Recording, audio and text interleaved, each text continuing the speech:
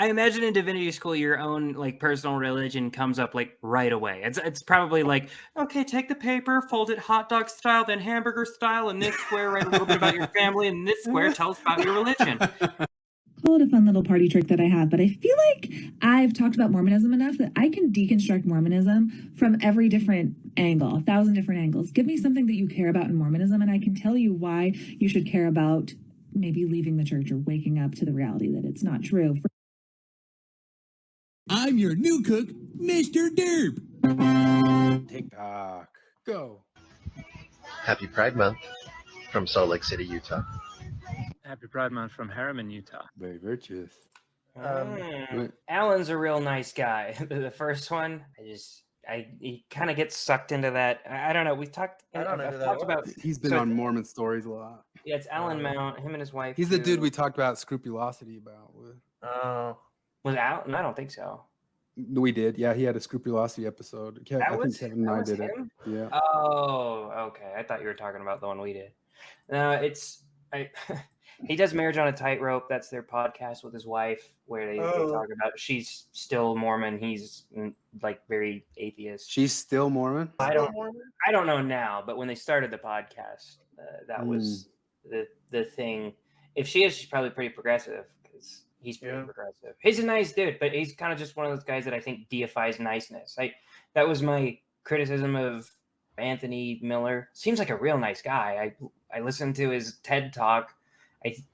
One of those guys that deifies being nice is the pinnacle virtue. I think that's what Mormonism teaches you, and it's just not a great thing to learn. I pointed out in the episode where he was talking about scrupulosity, and I thought just the way he was talking and referring back to Margie, like, I think you're still being scrupulous there. And actually, Dan McClellan has some stuff, if you listen through all his different things, where he talks about religion is kind of a form of scrupulosity, no matter where it goes. And I actually think he was interesting in that. But what's that? Has he not had a Mormon Stories interview yet? No, I don't think he would, because he's not ex-Mormon. He works for the LDS Church. Yeah, but like, come on. He's not going to go on Mormon Stories. But I saw something, like I looked him up. He'd go on Mormon Stories. You saw? I don't think so, because I think he's employed by the Mormon Church, right? He's employed by them to still do like translations and stuff like that. But I saw some other people saying some of the stuff that he's saying in all these TikToks, the way he kind of starts pushing for stuff and definitely doesn't have a traditional view of the religion like they do. And then he goes and starts preaching it all over the internet and getting on Sam Cedar's show for it. There's a lot of people saying like, this has got to get on the church's radar sooner or later, but so he's like, I unironically think he is a non-believer trying to just destroy the church from the inside. I don't know. Like at this point, the interactions I've had with him, he's generally he's technically in good standing, right? Like he's employed by the church. So do they know what he believes? That's what I'm saying. There's a lot of people asking about it, but what he believes. He went to BYU. He graduated from the University of Exeter. It's a divinity school in England or something like that. He was a Democratic candidate for Senate in the 10th district of Utah, and he mixes in a bunch of his political beliefs into his stuff. But he actually, I think he very specifically says, maybe we'll get to it because I got a bunch of clips, but I think he explains out very well that his belief is not traditional in any sort of way. But then he'll say, what do you mean by traditional? What do you mean by this word? What do you mean by that word? And so I poked through. He's got here a couple of his different theses and stuff like that. I looked at him, and it's all sorts of stuff about the idea of Christ and like a non-deity, or where the idea and the concepts of a deity, and a lot of the stuff where he says people are being dogmatic is he doesn't like that people appeal to an authority at all, like a deity. Licensed massage therapist. Gotta list all the credentials, huh? Yeah. It's weird. It's weird stuff. So, well, he's got those. He's got like 3 different TikToks where he tries to like justify. He tries to biblically justify abortion, and I'm like, I don't know how that doesn't get you kicked out of the church, or like at least the church, like, hey, that's like, we think that's bad. Well, let's go into it. For those legislators today, talking about how passionate they are about protecting life, babies, and mothers. Of the 11 highest income nations on the planet, our healthcare system ranks lowest in quality and highest in cost. Of the 36 wealthy and developed nations on the planet, our maternal mortality rate is dead last. Our infant mortality rate is 4th from last. Our family-friendly policies are ranked dead last. So that refers to guaranteed paid maternity and paternity leave and childcare. We have none of it. We're the only wealthy and developed nation on the planet with no guaranteed paid sick leave.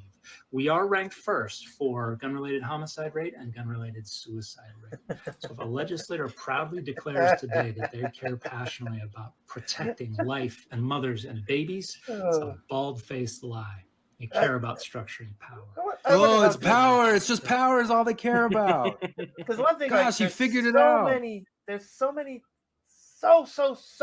issues with this, and this guy pretends to be a scientist.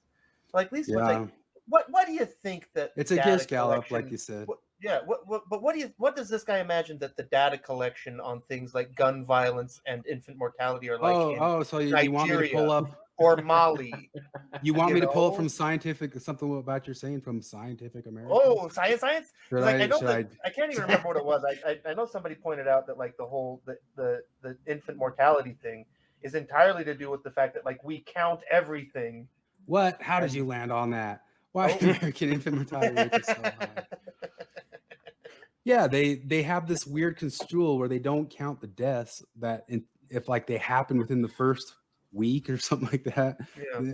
The death count is just totally different. And that's part of what's wonky about all those COVID numbers too. Every single country counted all their stuff completely differently. And we have people in this country more than any other country in the world who, I'll use a Dan McClellan reductionist description, hate this country and want to play with data in such a way that makes us look as the worst possible country. Yeah, no, like, because I think about like gun crime. Where it's like, because the way they talk about gun crime, you might get the idea that it's just kind of a dispersed problem. It's like, no, it is highly concentrated in certain populations in certain geographical areas. Oh yeah, well, we own more. We have more guns than people in Idaho, and we have way less gun crimes than places like Chicago that have the strictest gun laws in the country.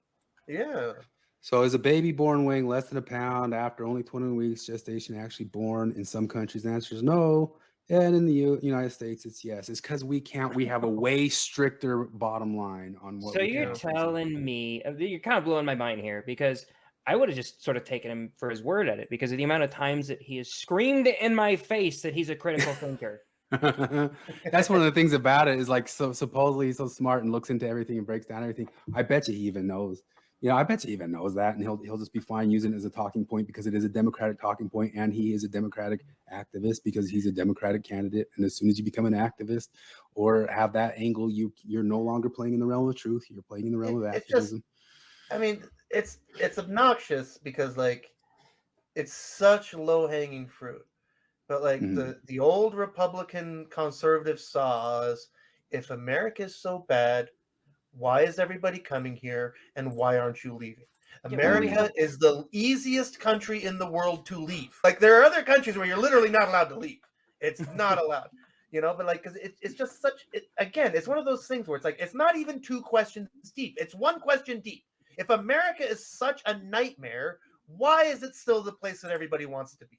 In fact, if America is such a nightmare and we really care about equitable outcomes for minority people, what we should do is close the border so nobody can come in to this just terrible third world shithole that we've. Like, no, why aren't they telling Mexicans, like, Mexicans, stop trying to get in? It's we know you're refugees. Our police forces hunt your kind for sport. Didn't you know? And we applaud them. Going along with that, when they're like talking about like the actual cost of the healthcare and all that stuff too, they never do like a holistic economic view of the thing of how much does it really cost you in taxes. Like taxes don't count. That's not a cost. Like if your taxes go up because if my taxes go up $200 a month because now I have free healthcare that used to cost me $200 a month. Like you're never doing like real economic apples and oranges. Healthcare is the worst and most expensive. That really depends on what you're counting. Because like, Brazil has free healthcare. Like you were there. Like, and like those things in Brazil, the joke is like you can get your temperature taken in an aspirin. Yeah. That's the free healthcare. That all of the countries that are doing really well on healthcare also were doing well on healthcare before the implementation of a nationalized healthcare system. It's not the national healthcare system that changed Sweden into a healthy country or Norway into a healthy country. These were healthy countries before that happened. That's just the way it is. The United States is mainly unhealthy because we eat a bunch of shit here, right? I mean, that really is the reason. Our diet is really different than it is in, for example, Japan or in Norway, where people tend to exercise more and are healthier as an overall metric. So comparing populations is not like, it depends on where you're comparing. If you compare Norwegians in the United States to people who live in Norway, my guess is you probably wouldn't see an enormous difference in the level of healthcare obtained. Number two, the United States healthcare system is a disaster area. It's actually the worst of all possible worlds. It is not a free market system, and it's not a totally regulated system. It's somewhere in between, which means it's heavily regulated and heavily subsidized, which leads to increased costs. That's why it's so expensive. When we say that we're spending an enormous amount per capita, we should define who the we is. The we is not the government. The we is the government plus private expenditures on healthcare. Now, it's my decision whether I want to spend a lot of money on end-of-life care. It's my decision whether I want to spend a lot of money on immediate care. So it's not quite a one-to-one ratio the way that people are making it out to be.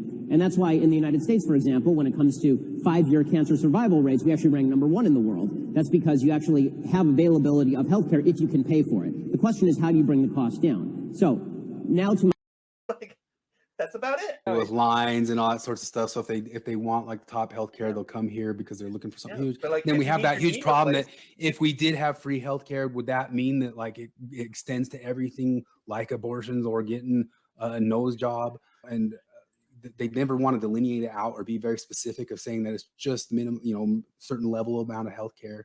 And that's part of what blows it out of the water. But then there are also these other nations, they're homogenized nations where everybody works and they have like a working culture that will even shame people if they use too much of a healthcare. And where would you just rather get cancer treatment? The conservative white hellhole that is Boise, Idaho, or Islamabad? Yeah, that's a problem with colonialism, and we've colonized those places and turned them into shitholes they would otherwise be paradises. How about Cuba? So I looked up also a bachelor's It's our degree fault. It's at- all our fault, okay? Everybody, this is God Sad for the Sad Truth. Some of you may have heard of the game known as 7 Degrees of Kevin Bacon, which operates as follows. Take any actor that you could think of. Are you able to link him or her back to Kevin Bacon in 6 degrees or less? This is a specific manifestation of a more general phenomenon known as 6 degrees of separation, which posits that any 2 individuals around the world, as long as they don't come from close societies, could be linked to one another in 6 or fewer degrees of separation. And basically what this demonstrates is that we live in a highly interconnected small world. Now, I've created my own version of this game, which I've coined 6 Degrees of Noam Chomsky Thinking, and it operates as follows. Take any calamity from the most banal and small to the grandest and most severe. Are you able to, in 6 or fewer causal steps, blame it on the U.S. military-industrial complex? So, for example, if a Amazonian frog were to die today, you need to find a way to blame the U.S. military-industrial complex in 6 or fewer causal steps. I looked up the curriculum of a bachelor's degree at the Divinity School of Exeter and looked at some of those classes. Like take modules in post-colonial and queer theologies in addition to the study of spirituality, investigate the relationship between religion and science, including climate change and space travel. And,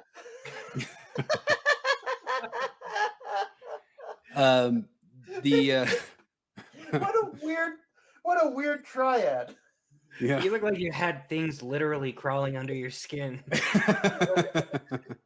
But Flip and I guess Jared, you were there too. We got a little mean with Jackson Washburn because we looked into like how hard it was. You talked a lot about getting into Harvard Divinity School. What was the acceptance rate? It's a 50% acceptance rate. Yeah, okay, like that's which better basically than BYU. means almost any. Yeah, and a lot of people said right on the thing like, "Hey, you want a sneaky way to sound like you got a Harvard degree?" Like it said that like right in the advertisements for it. Yeah, exactly. We know like, what get a we degree from are. Harvard without having to actually get a degree from Harvard. But once again, I'm not a credentialist like that. I don't believe that your credentials say anything about how smart or not smart you are. I believe. Well, if you want to be a pure credentialist, then why don't all these people listen to Ben Shapiro? Who I believe in a little bit of the inverse, depending on the field. Because like, if you have a degree in feminist history, I think less of you than if you didn't go to college. Like, I know that you are worse at history than if you had never gone to school.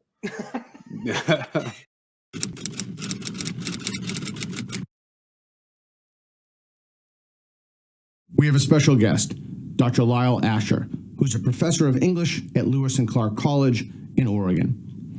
Dr. Asher will speak to us about how higher education became corrupted. He'll talk about colleges of education, professors, and administrators. He'll also talk about how the woke virus leaked from the university system to the society at large. One of the first courses I took as a college freshman was a course in ethics, from Aristotle to the present. Near the end of the term, we were asked to write a paper on one of 3 controversial topics of the day: abortion, capital punishment, or affirmative action. We were required to read essays on both sides of the issue we'd chosen, and we were encouraged to argue against our own beliefs. If the building were still standing, I could take you to the room where, over the course of 3 or 4 nights, I changed my position on capital punishment. Class discussions were lively, even heated at times, but all viewpoints were allowed, and none of us had a clue about what the professor believed. This past spring, I was describing this class to some of my undergraduate students, and they were shocked. Colleges used to do that? One student in the back shouted, "I wish I could go to a school like that." Well, I do too. But good luck finding one. The truth is, if you want to have an open, honest debate about the most pressing issues we're faced with as a nation, a college campus is the very last place you're likely to find it. I know because I've been teaching on college campuses for 30 years, and I've seen the change with my own eyes. I had a roommate that, like I think I mentioned the story before. It was almost 10 years ago. It was like when my first running into the brick wall of intersectional feminism. And it was my roommate who was getting a PhD in feminist history, and we were talking on the porch. And I don't even remember how it came up. And I was just saying, Black people in America today are better off in every conceivable way than they were 50 years ago or 100 years ago or 150 years ago. She said, "No, they're not. It's worse." I'm like, "What?" It's like, "No, it's worse. It's harder to be Black in America today than it was in the 1850s. And I'm like, "Holy shit!" Yeah, and she was a highly regarded feminist historian. See, they usually won't come right out and say that. They'll try to sort of imply it. They love implying to you, but they usually don't come straight out and be like, "No, it's actually worse for them today." I'm like, "Fuck you!" Like she was in the middle of defending her dissertation or whatever, so she was that deep in it, and she didn't hide the ball at all.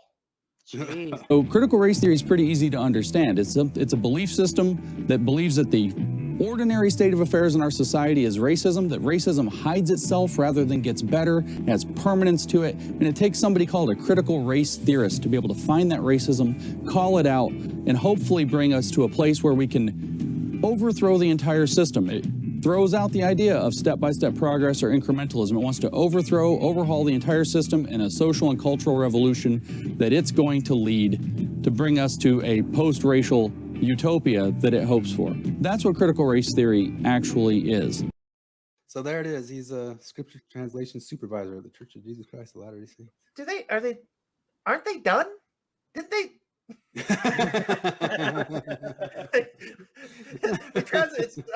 there another chapter for? Is it like Game of Thrones where we're waiting for the ending?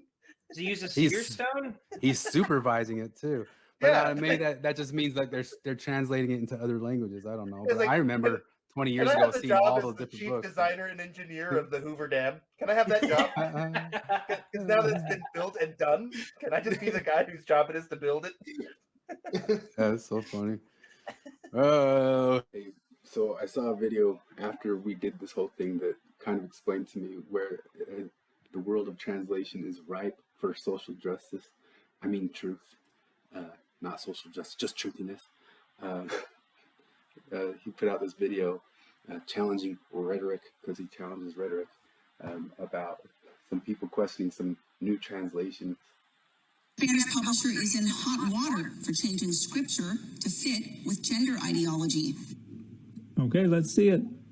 The Desclée de Brewer Publishing House's most recent Jerusalem Bible was edited to remove language that adheres to a biological sex binary in its latest edition. In Matthew 4, verse 19, the Bible changes the word hombre, man, to persona, person. So, 5 problems with this rhetoric. 1, this is not changing scripture. This is just changing an English translation to try to more accurately reflect the scriptural source text. 2, this has absolutely nothing to do with a biological sex binary, rejecting or accepting it, because it's just using a non-gendered noun in place of a gendered noun, which has no bearing whatsoever on whether or not the translation is adhering to a biological sex binary. That's just pure and utter nonsense. 3, this is a more literal, more accurate translation, because the Greek noun underlying this translation is a masculine plural genitive noun, anthropon, which comes from anthropos, which is grammatically gendered masculine, but is most commonly used inclusively. So it can mean human, person, and in the plural, unless the context indicates that it's supposed to be gendered, it should pretty much always be assumed to include mixed genders. And Boy, it's just about truth. He's just fighting rhetoric. And the whole reason of doing all this is just getting at truthy, more truthiness. Hooray. So I guess we should talk about why we're picking on him, because I was always thinking about talking about these divinity school guys, but it blew up because we had a fun moment with him because he reshared this dumb open letter to all evangelicals from the year 2018. Oh, turns out. White And evangelicals. Yeah, the white one. I know we had pictures of his actual post, but I just have the actual thing here. Why they reposted it this month 4 years later is beyond me. I'll point out that on our little screen, we all have 3 different skin tones. Look at that. Jared is quite pale. Diversity. Chris is in the middle. I've got that little touch of Mediterranean Latino in me. Latinx. Yeah. We all speak Latin languages.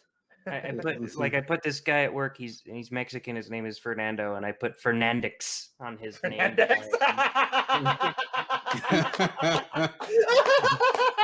I was like, oh what? God, You don't like a bunch of that? Why don't we just neutralize every? I do that. He was like, I started doing it to my girlfriend, and I do it all the time. And I say she's gonna kick me in the Wavix if I keep doing it. Yeah, he got all mad, and I was like, what? You don't like a bunch of white liberal college students bastardizing your entire language? They hate it. Not they really. hate it so much. They hate it more than anybody could ever imagine hating anything. But so this is the open letter. Person here. January 27, 2018. Why they're suddenly resharing it now like it's some deep. I need to tell you something, people. People have had it with you. They're done. They want nothing to do with you any longer. And here's why. They 4 see years your later, hypocrisy. literally nothing changed, buddy. They see your inconsistency. They see your incredibly selective mercy and your thinly veiled supremacy. For 8 years, they watched you relentlessly demonize a black president, a man faithfully married for 26 years, a doting father and husband without. So this is just all evangelicals. It's getting on them for being Trump supporters at all, right?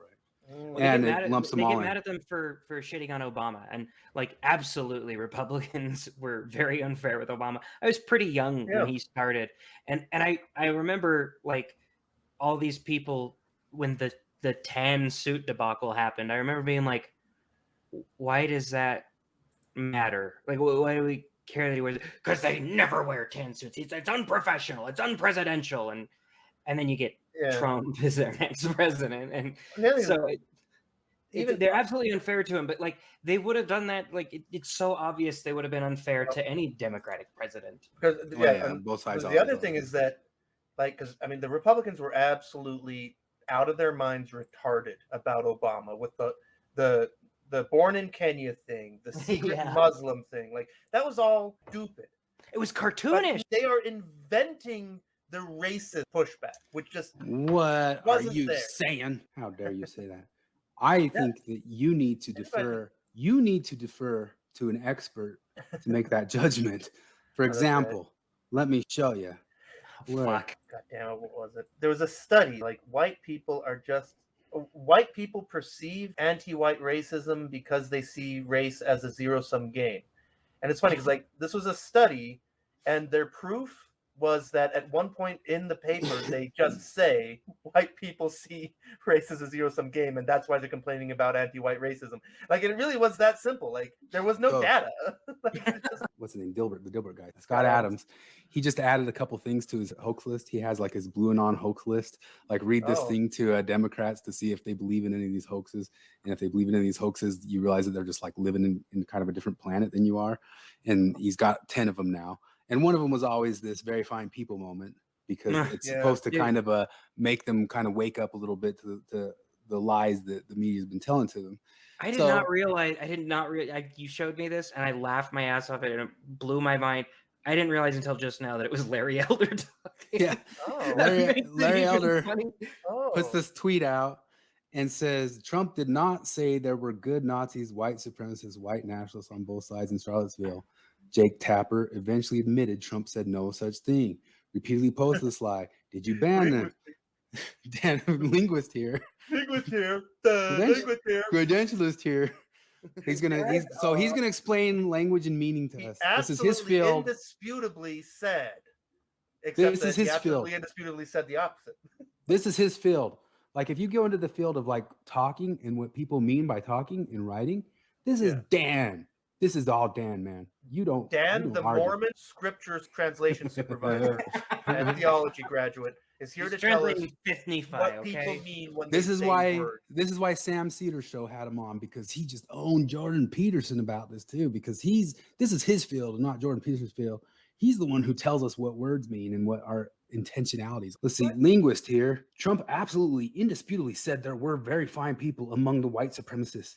He tried to rationalize away the comment later, but the context and the content of his statement make it perfectly clear he was addressing white supremacists. So when he said later, does he mean like immediately in the next sentence where he said, "And I'm not talking about the Nazis"? No, I don't know if he obviously made it clear, but he's claiming through his. Has seen the clip. I don't believe. You think? Seen the clip. I think he's still arguing around that he can use Dan McClellan has seen that clip, then he is an unironically evil liar. No, that's what Jared saw said. that clip, and he says that statement. That's how Jared phrased it too. There's no ambiguity. There is no ambiguity. The worst thing that you can say about Trump's statements in that whole thing is that it was unartful. It was not terribly articulate, and it was inartful. But he was clear. He was unambiguous. They showed up in Charlottesville to protest. Excuse me, they didn't know themselves down as you, and you had some very bad people in that group. But you also had people that were very fine people on both sides. You had people in that group, excuse me, I saw the same pictures as you did. You had people in that group that were there to protest the taking down of, to them, a very, very important statue and the renaming of a park from Robert E. Lee to another name. No, George Washington was a slave owner. Was George Washington a slave owner? So will George Washington now lose his status? Are we going to take down, excuse me, are we going to take down statues to George Washington? How about Thomas Jefferson? What do you think of Thomas Jefferson? You like him? Okay, good. Are we going to take down the statue? Because he was a major slave owner. Now we're going to take down his statue. So you know what? It's fine. You're changing history. You're changing culture. And you had people, and I'm not talking about the neo-Nazis and the white nationalists, because they should be condemned totally. But you had many people in that group other than neo-Nazis and white nationalists, okay? And the press has treated them absolutely unfairly. So that's where I am. I think he's absolutely a malicious person because of a lot of the interactions that we've had with him, and then because of this. I think he's either lying about knowing what Trump said, or he knows what Trump said and he's lying about it. There's no in between. Listen, he's not interested in your rhetorical prophylaxis for white supremacy. Disculpa, yo soy blanco supremacista. So the reason I found this is because he used that phrase on me. And the reason he used that phrase on me is because we all came in on him after he posted that letter to evangelicals, and Jonathan Streeter, sorry for dropping names, he was in that thread and he was coming at him hard, and he was winning him, and he was doing it in his polite his polite, rational way. I came in hot. Jared came in snarky. Flip came in flipping the script on him. And then Kevin came in later just saying, hey, I heard I could catch a band over here. And, do I need to post Thomas Sowell, or are you just going to kick me out anyway? So he says, he makes the claim that critical race theory is based in data because Jonathan Streeter brought up that it's critical race theory, and that this sounded very dogmatic and very generalizing of a people. And then, of course, he rationalizes it away because he can be dogmatic to the oppressor group, or nothing's bad if it's done to the oppressor group, right? And then he started bringing up stuff somebody explained to us and explained all these things like, do you not know about systemic systems of critical race theory? And he said critical race theory is based in data. I came in hot saying, no, it is not based in data. And I also think that you're a hack. The mask slipped very momentarily because when he's talking to me, he told me, like, you're out of your depth here. You're talking to people who have researched this for 20 years, blah, blah, blah. And I was like, okay, how many years do I need to research this before I can bridge this gap between this obvious double standard? And he was like, what double standard are you talking about? And I was like, oh, that it's okay to make sweeping generalizations about white people, but not okay to make sweeping generalizations about people of color. And he responded, I didn't expect this. He responded, when did I say it was bad to make sweeping generalizations about people of color? Oh, man. I mean, I guess you didn't. Maybe I took that for granted. I assumed that you were of that opinion. My bad. Yeah. No, but like, do you have to read? Because I mean, because they pull this shit all the time. Communists do it too. My communist friends did it, and I responded the same way, which is like, I've read a lot of Scientology, but not all of it. Do I need to wait until I've actually read it all before I can come out and say it's bullshit? I've read more critical race theory than you have, Dan McClellan. I'll lay down the gauntlet. Yeah. So, but and I know better than to call Chris Hanna's bluff. I've played poker with him. You ready for some? Well, no, but hey, thank you for a great question. No, I don't think I've ever discussed in much detail what I mean by that phrase, but I use it frequently, and so that's obviously a significant oversight. He's talking about identity politics. But I use it in a pretty broad sense to refer to the influence of any of our important social identities on our perception of, reasoning through, or engagement with different topics in public discourse. And I think identity politics can run a spectrum from good and constructive to bad and destructive. And on the good end, like, where's that? What would be good? What would be good? Tell me, please, Mr. Linguist. What are good identity politics? He's going to be very rigorous. And what do bad identity politics? Yeah, like what's the difference between those two? Yeah, it'll be rigorous. Oh, he explains. Groups, who are marginalized and oppressed groups who need to engage in this in order to create and curate and defend identity markers. By what objective standard do you determine what is marginalization and how do you measure it? Mormons are part of the marginalized group. If you listen to the whole entire Under the Banner of Heaven discussion point, they totally get to the point of talking about Mormons as the othered religion. That's what most of these divinity guys do. They start trying to make this othered argument for Mormonism. Their groups survive. On the other end, I would put the groups of privilege and power who engage in. It's such a mind-blowing concept, man. What is privilege and power, and how is it measured? Different types of structuring power to serve and advance their own interests, and it's particularly destructive when it is over and against the interests of the other end of that spectrum. And so within a religious studies context, I think there are a lot of ways that Christians who have always had positions of privilege in the United States. I think in his brain, because he was going after evangelicals and he's divided out as Christian, as Mormons, like in his own way. If they said Mormons aren't Christians and it upset him, he'd argue they're Christians. But in this moment, I think he is saying Mormons are othered from these Christians. So, but it matters that there have been and always will be enormous divisions amongst the different Christian denominations in America. And in early American history, it was crucial and critical and played a huge part, the fight between Catholics and Protestants. But they're not fighting for their literal survival. No, but like for him, it's like because it's easy for his stupid argument right now to just say, "Oh, Christians in America have always had privilege." Oh, really? All of them, everywhere? How stupid are you? And throughout all history, because Christians were a group that got formulated out of their oppression, like through their oppression. That's what Yeah, Christianity started with a guy getting nailed to a fucking cross. And then a couple hundred years of the Romans murdering him by throwing him to lions and all that stuff. But he knows this, he'd make the argument for it. Have never experienced criticism of certain assumptions and of certain approaches. Never. And Never experienced criticism. Literally never happened. Deeply embedded in their intuitive cognition that iron law of woke projection. That's cognitive science, guys. I love that. So he sets this up by saying that there's where are identity politics good and where are they bad? And he just says good when done by people of color, bad when done by white people. That's it. Good when done by women, bad when done by men. I can genuinely think of people who never got a formal education past the age of 14 who I would rather ask for advice about human society and history. And I'm not exaggerating. Like, seriously, like Mexican immigrants who never went to high school know more about life, the world, and human interaction than this fuckhead.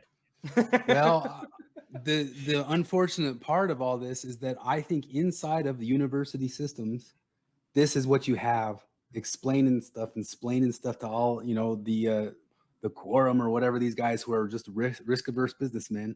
And they go, well, we got to do what's risk-averse. And this guy sounds like he knows what he's talking about. And so when I came in hot, I called him an entryist. And that's a term like about commies, that commies go and try to infiltrate and get inside of organizations. And I hold by it. Maybe he's not a full-blown commie, but he's definitely an entryist for left-wing politics. Yeah, the tools work the same. He can be have quite a defensive and adverse reaction to having them. White fragility. White fragility. We've done the work. We've done the work. We know what you're talking about. You're not blowing our minds. So I think I showed you that I got somebody was talking about white fragility like 2 years ago and talking about how white people are so fragile. And I made some stupid comment about like, oh yeah, it bothers me when you make sweeping generalizations about me based on the color of my skin. And they're like, yeah, no, that is you being fragile. And I got like somebody replied to that just the other day from 2 years ago. And he's like, Jared, this is somebody from 2 years in the future telling you that, yep, you are just fragile. And I responded, I thought the snark was pretty obvious. I was just like, actually, no worries, friend. A lot has changed in the last 2 years, and I've learned to atone for the unatonable mistakes I've committed in the past and renounce my racist ways. And I now accept rhetorical. Like he heart reacted it and was like, "Oh, okay, wow." Like, I don't know how you didn't hear the snark in that, man. I now accept rhetorical Kafka traps. This guy's so hard into saying like rhetorical. You're doing rhetorical power moves. Everything you do is a rhetorical power move. And I guess we didn't talk about how it played out with all of us. I got booted from that page. I think I ultimately got booted because one of the next questions I asked was, you say critical race theory is based in data. Tell me some sort of data that could be falsified. Tell me one sort of thing. Yeah. Like, tell me one area where they claim it. And I say, we have data that shows the opposite. And they will say, okay. And I got booted right after that. Yeah, I basically did the same thing. I did, kind of a different tact, but the same general idea, which is like, what would you accept? Like, tell me what would falsify your belief? And he hemmed and hawed and kept saying like, unless you produce something, I'm gonna delete you because you're not serious. I'm like, well, no, he just kept saying you're not seriously engaging. You're not seriously. Tell me what it would take. And then and I posted Soul and I even said like, I know you're not serious. I know you're not real, but here it is for anybody else that's watching. Here is an economist using actual data and historical fact to pick apart this whole systemic racism narrative. And I got booted. So the worst thing. Well, you were smart and you led with "I'm Filipino," and then he goes, "Fuck." No, that's what I said. I'm Latino. Because and, you were like or Filipino. I'm Latino and I agree. Your Yeah, name I'm is- Latino and I agree with. Yeah. I'm Latino. So the way it Filipino, also yeah. played out, and the more sinister thing that he did was Jonathan Streeter originally started acting with him and acting very, very in good faith and responding to certain things. And he said, "You're generalizing people, and that's a bad generalization, and it's not helpful. It's divisive." And he comes back and says, "It's perfectly fine to generalize evangelicals because of the privilege plus power thing." And Jonathan says, "That's some Maoist shit. That's Maoist. That's straight up Maoist shit." And then he deletes that message. That's like, I would rather get booted than somebody do these like stealth deletion of messages. Oh, yeah, because part of that is like, it looks like Jonathan Streeter just went straight to that's Maoist shit, just right off the bat without. Oh yeah, he saying, selectively deleted his comments. he selectively did his comments to make it look like Jonathan was saying crazy stuff. It happened to me on Lindsay Hansen Park's page. Yeah. Where it wasn't her exactly, but it was other people. Yeah, in somebody her says something circle crazy or that would terrible or delete- horrible to you, and then they stealth delete that comment, and then you look like a crazy person. It just leaves your comment there, and like without the context. So the next thing, there's like a comment of you just going, "What the hell's wrong with you? Why would you say that?" And it looks like you just said that to the original post. Totally. No, Chris and we got booted at about the same time, and the reason I got booted was he asked me to define racism, and I just said, prejudice or discrimination against somebody based on their race, the color of their skin, whatever. I don't really buy into the whole power dynamics thing. And he said, "Oh, so you don't listen to the marginalized people's own personal experiences and the people who have done the research on this. That's flagrantly racist, and I'm not going to deal with you. Goodbye." And then He called me not flagrantly buying the racist. power plus privilege thing is flagrantly racist. Yeah, he called me flagrantly racist for discarding he's people such a of dope. colors. It's one of my favorite things is Christopher Hitchens, 10, 15 years ago, because it's been 10 years since he died. So God knows when he said this. And so how long this stuff has been picking around. And also that Hitchens, oh, by the way, look up Hitchens an imperialist, don't you know? This guy says Hitchens an imperialist. And as an aside, look up Hitchens arguing with feminists on Crossfire in like 1994. that's great. Holy shit. This stuff has gone back for decades. But like Hitchens says, like at some point he says something, I'm paraphrasing, but I stick to the old definition of racism, which is, and here I'm not paraphrasing, racism is the belief that people can be divided by race. And I love that definition because it is the simplest and most useful. And guess what that new definition does? It does that. It divides people by race. So specifically and deliberately. I think you, Dan McClellan, for insisting on maintaining that, are an outward racist. And also, let's stop saying that we were blocked by Dan McClellan. We were excommunicated. So Jonathan then does the thing that's, I loved it when James Lindsay did it. I even posted it on my Facebook. He did a whole thing on a critical election theory. And he showed how the sophistry, the sophistry of critical theory can work for anything. And it doesn't work because it's bad sophistry, it's bad arguments. But all I had to do is do critical election theory, put it all over my Facebook page, and say that any disparity in the counts are due to a disparity in the, all the stuff that the critical race theories do, of saying just like there's this thing, like Flip said earlier, it's the result that I started out with. We don't look at evidence and data. We must arrive at the result that we started out with. It is an article of faith of critical race theory, which is to say they build from this foundation. It is an article of faith built into critical race theory from the beginning that all disparities in data are due to white supremacy. They begin from there. The question is not, did racism happen? It's how did racism manifest itself? But so that critical election theory, you get leftists immediately kind of going, ho, these argumentations are complete sophistry. I cannot believe you used this sophistry to argue for this. These are just the worst arguments I've ever heard. To deny critical election theory is to support and admit to election fraud. Did you know that? It's election theory fragility to deny critical election theory. Did you know that? You're contributing to election fraud culture. Yeah. And so you get these people like this who immediately come out and say, that's all obviously sophistry. And then you go, yes, thank you. Absolutely. Yes, that was sophistry. That was sophistry I just used. Sophistry arguments to argue for election fraud. I should Jonathan stop did that. using that. Jonathan pulled it on him right there, because Flip came in as a Latino. Jonathan's a half Latino, and then these guys were immediately not validating their opinions and not validating their viewpoint epistemology, and then kicking them off pages and using their dominant position as imperialists. And so you can just immediately like flip it on them like this. That's the worst part of all this sophistry, which is the worst part of postmodernism, which is one of the reasons you always yell at postmodernists, is that, look, postmodernists, sooner or later, the apologists are going to get a hold of your crap, of your sophistry. It's like Daniel Dennett says, it's the acid that can't have a container. It can be used against you. It can be used against you. That's how sophistry works. You criticize Peterson, we'll have it coming up.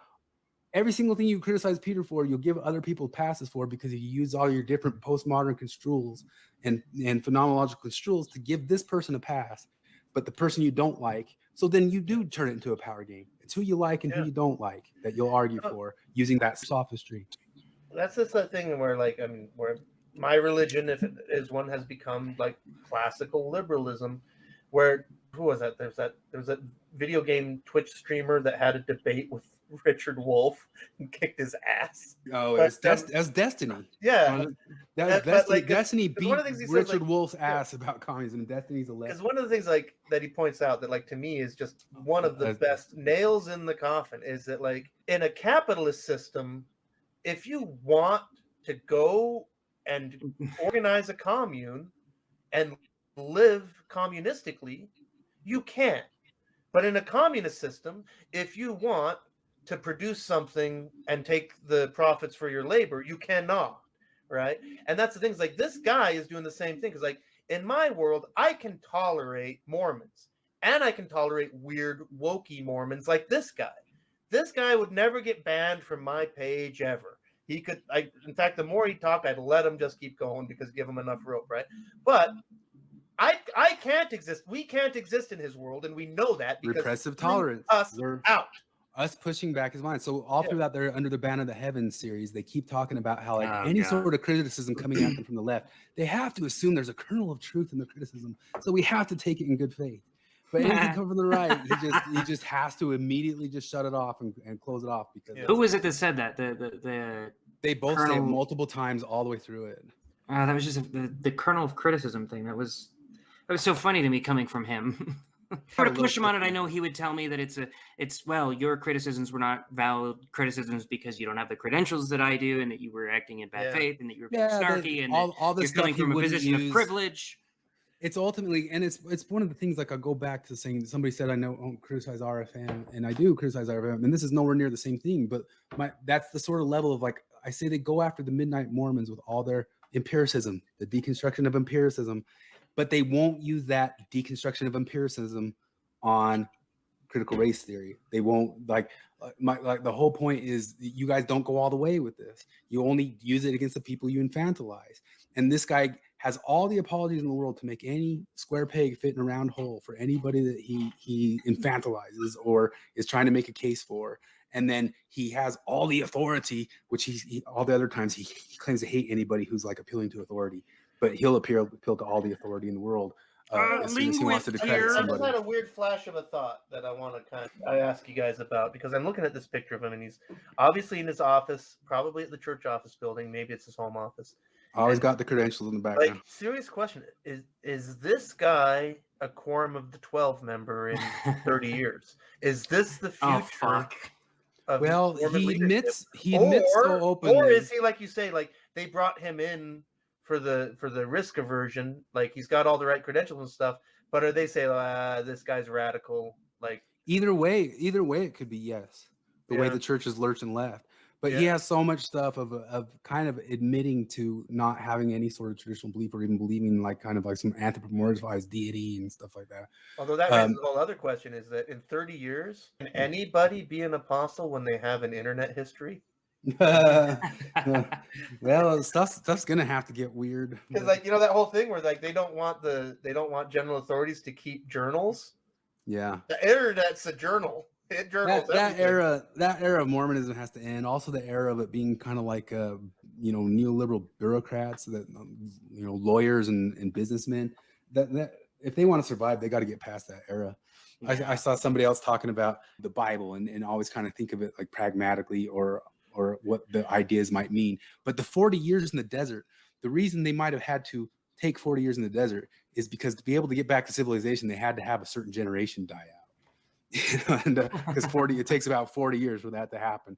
And I think the Mormon Church does have to get past this, whatever this moment is of it all just became bureaucratic institution. It's funny that. But if the future of it's this guy, it's not gonna last long. It's funny because the whole 40 years, because obviously there's a gajillion, not just historical problems, but just logistical reality breaking problems with the story of the Exodus. But one of my favorite things that somebody brought up about the 40 years in Sinai is latrines. There would have to be latrines, and they leave. You can't hide them. Because they found them historical, ancient latrines from. You aren't thinking symbolically enough. That 40 years in the desert wasn't actually in the desert. It was just 40 years waiting to become a civilization because you had to wait for the whatever. And so somebody put together this list of the average age that apostles or prophets die, and based on that, who will be the next prophet and for how long. And it had Bednar being the prophet for 17 years or something like that, I remember. And I remember, he's not the youngest, but there's a big age gap between him and the next senior guy. He's not the next in line, but I think every average Mormon, just like the same way we're all done with boomers in politics, come on, why do we got to be still looking for 80-year-olds for our next two candidates? But I heard that 7. He's number 7 in seniority. Yeah, but it's between him and the next guy above him, there's a huge age gap. I think. I remember that. But I remember there was a moment we all thought that would happen to Monson, and then it never really actually played like that. And by the time he got there, he was kind of out of it. All right, here's the seniority. Balance at the top. Holland is 81. Uchtdorf 81. Bednar, so he's not 7. But yeah, so there's 11 years between everybody. At least 11 years. 70, 81, 77.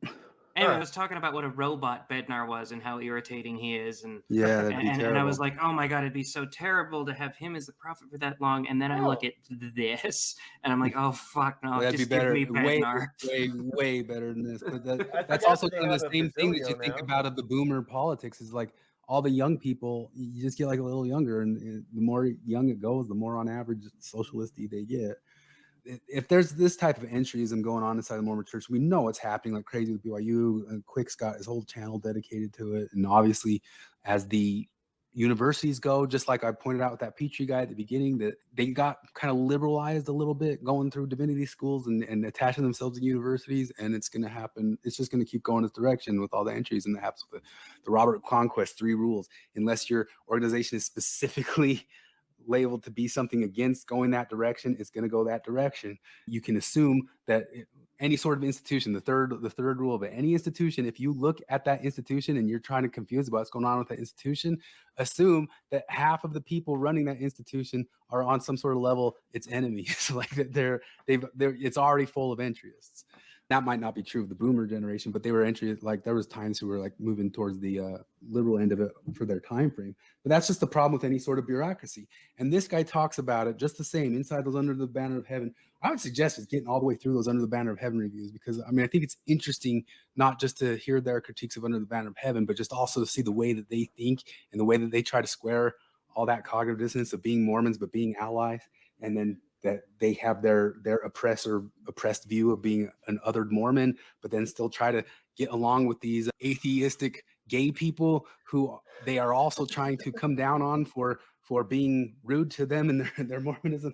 It's so weird but then they have interesting critiques at the same time of all the Under the Banner of Heaven stuff, because they're not dumb. These guys aren't dumb, they're just dumb. Oh no, I don't think he's dumb. I think he's just a mean-spirited person. I think he's a Machiavellian type person. He's a person who sees the utility and usefulness of all this. It's a fast route to trying to become a senator. That's why he ran for Senate. He can control. He has all the answers. He knows all the knowledge. He can fix it for us. He believes in the type of government that says we can take control and fix it for you, because I know I got the answers. So I would suggest that the folks who are kind of reflexively, reactively defend their own worldviews without thinking critically about them are engaged in identity politics. And if they are situated Well, if It's you're just white, it's- that's the case. If It's just to lump people into doing the same thing that they're doing. Like I had literally forgotten what he was talking about. And then he said identity politics. And I was like, oh, that's right. This is him explaining identity politics. No. On the You're side wrong of that about all of it. spectrum that is more susceptible to corrosive and destructive identity. They always the corrosive and that side isn't just identity politics. It is the corrosive and destructive kind. Yeah. The other side of it is constructive. I wonder because if he says so. I wonder if he knows who Marcuse is. I wonder. Yeah.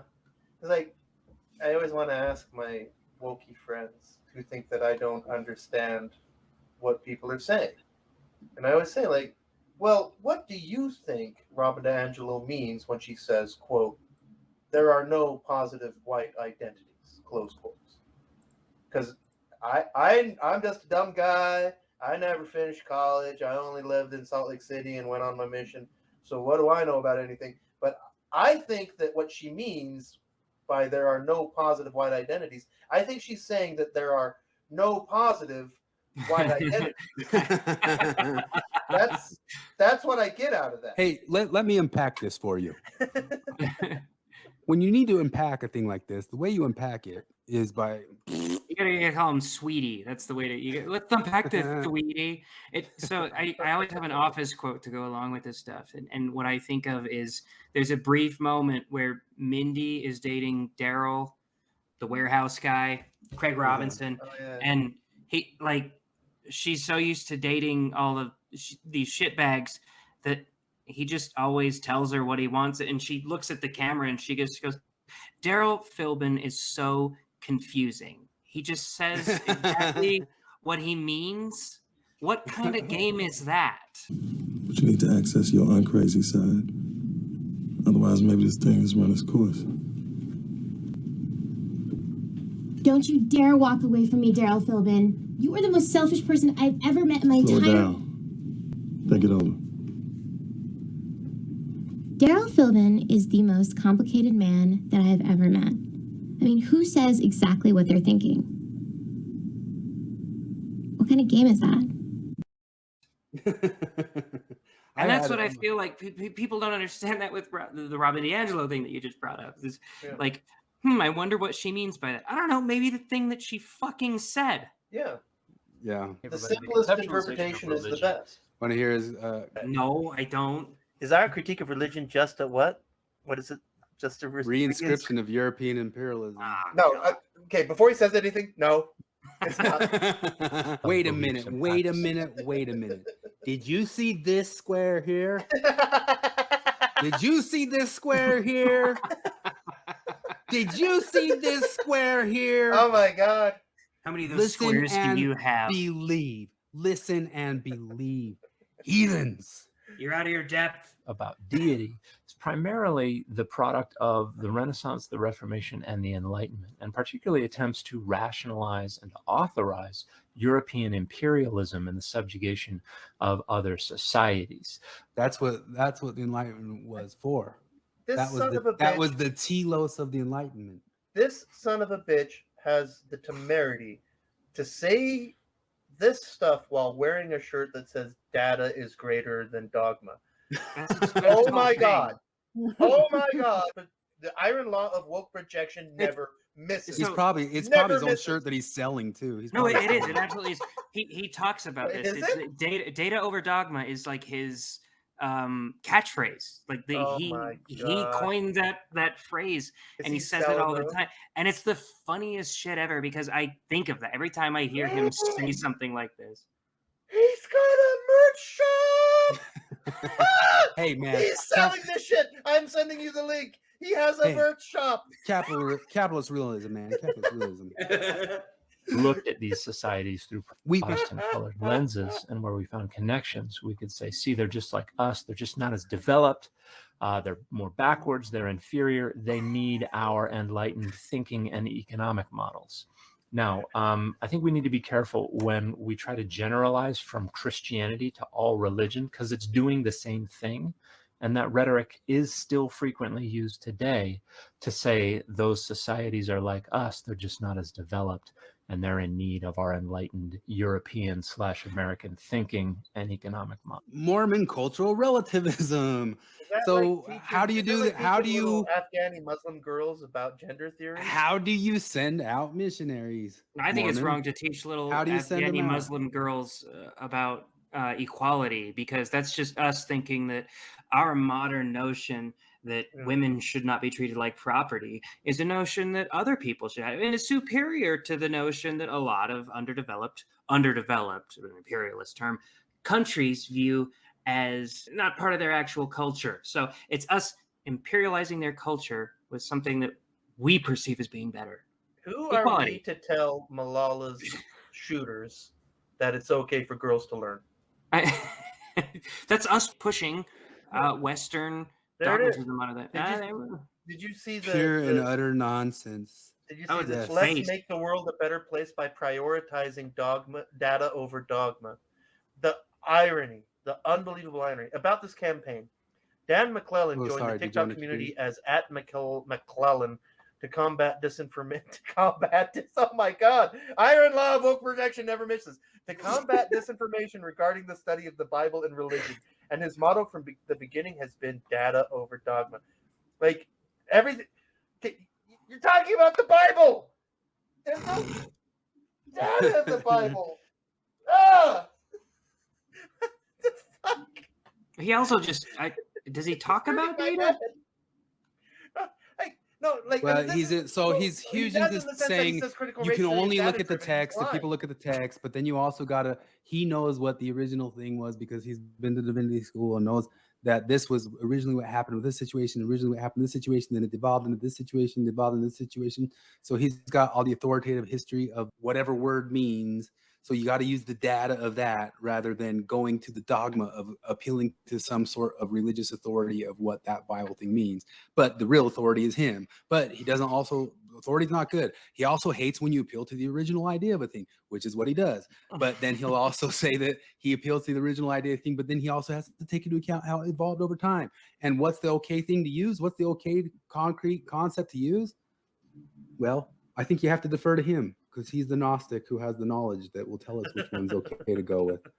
Whatever one's destructive white supremacy is the one to not go with. Let's see. Oh.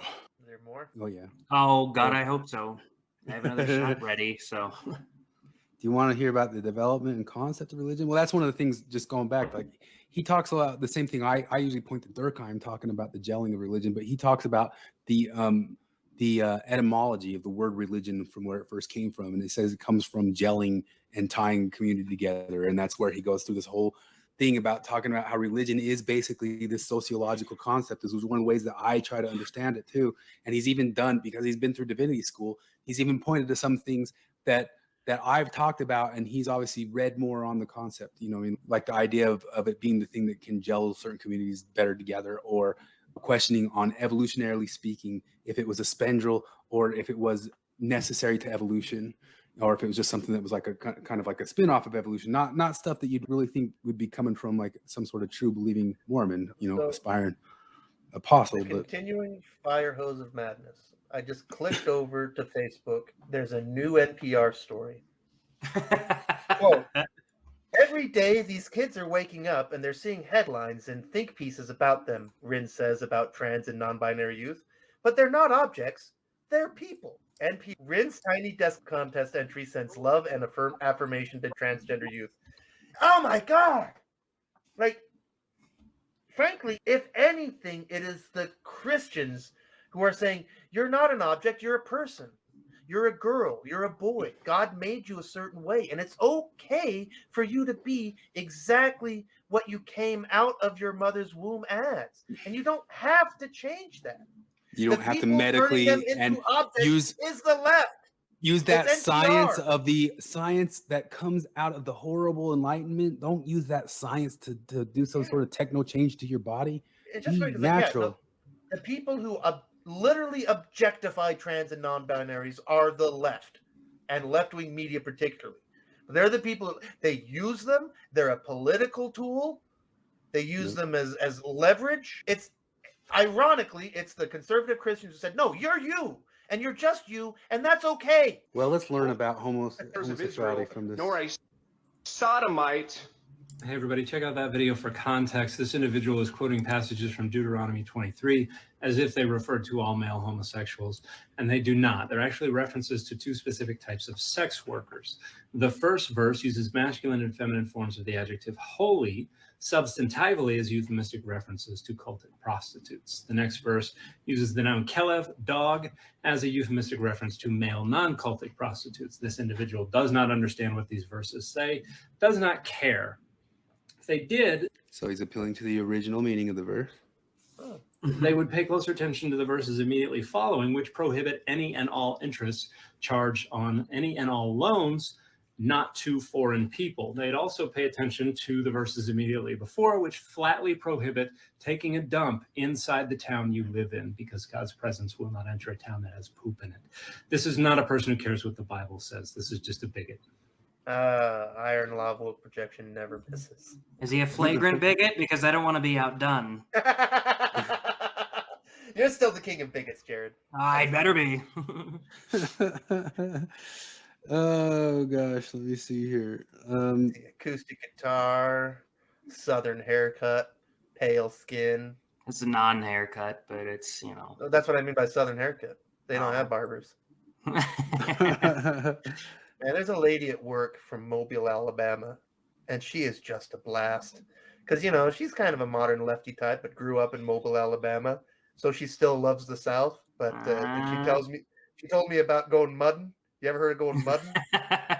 Just in a truck driving in mud, Yep. right? Yeah. That's right. You get your truck, you go to the mud, put them together. Yeah, I mean, we're kind of rednecks up here in Idaho, so there's that. And I have a lot of redneck heritage. We're from Tennessee, so. Oh yeah. Hey, Dan, thanks for the video. Judging from your videos, you're a Mormon, which means you don't read the Bible. So whatever, we'll have a discussion about that another time. Hey, everybody, before I get to the contents of this video, I want to address... Wait. I'm a biblical scholar. And look at my degrees. Here it comes.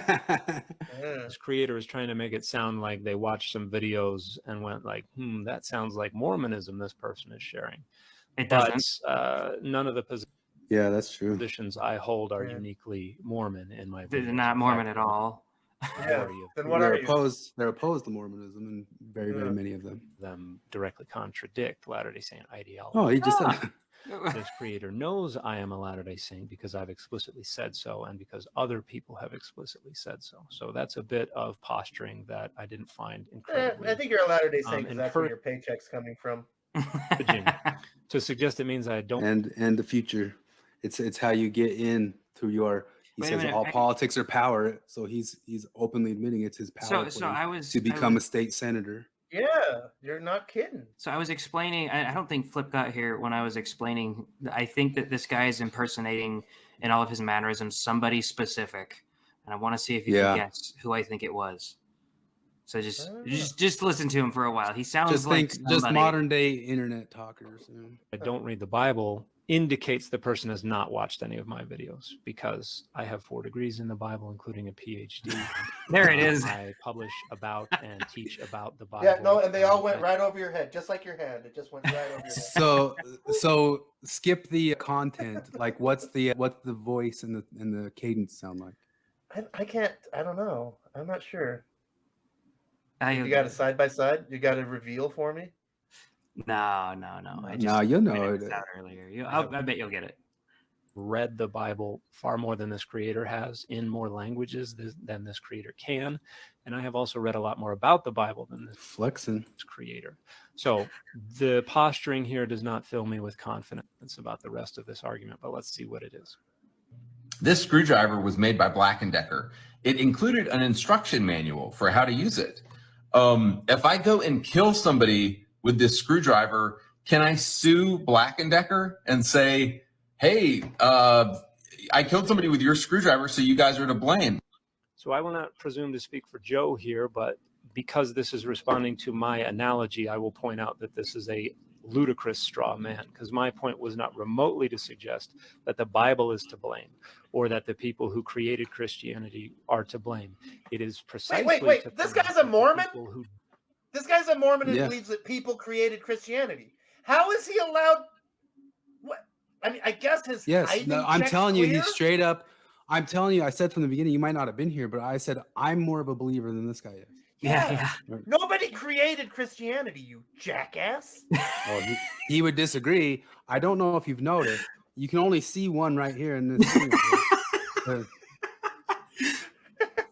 Deployed Christianity in the service of their imperialism and colonialism and white supremacy. When was Christianity created? By whom?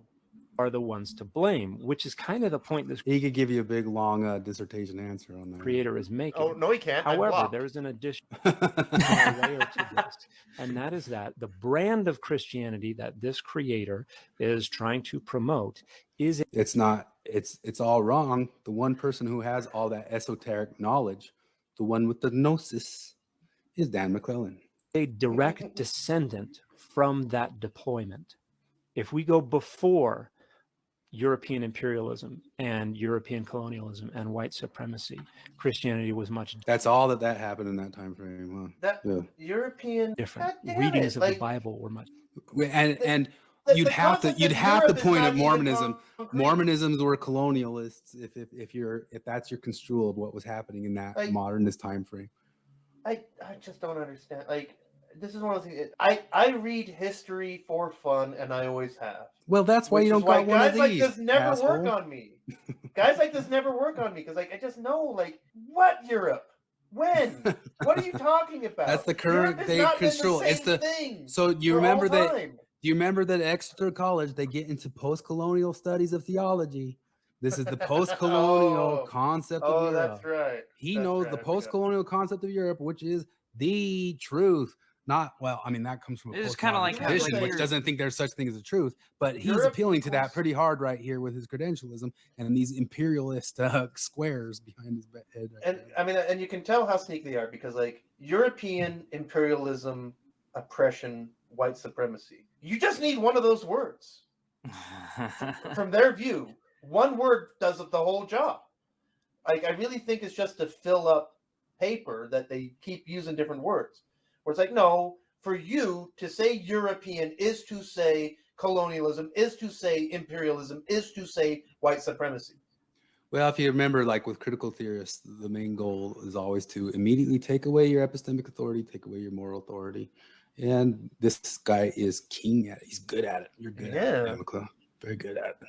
Different. Yeah, so he's the doing a whole great point is that this creator is promoting a brand of Christianity based on that malicious deployment of Christianity. And none of us can escape it because we're all just in modernity. How do we get out of it? Give us the way.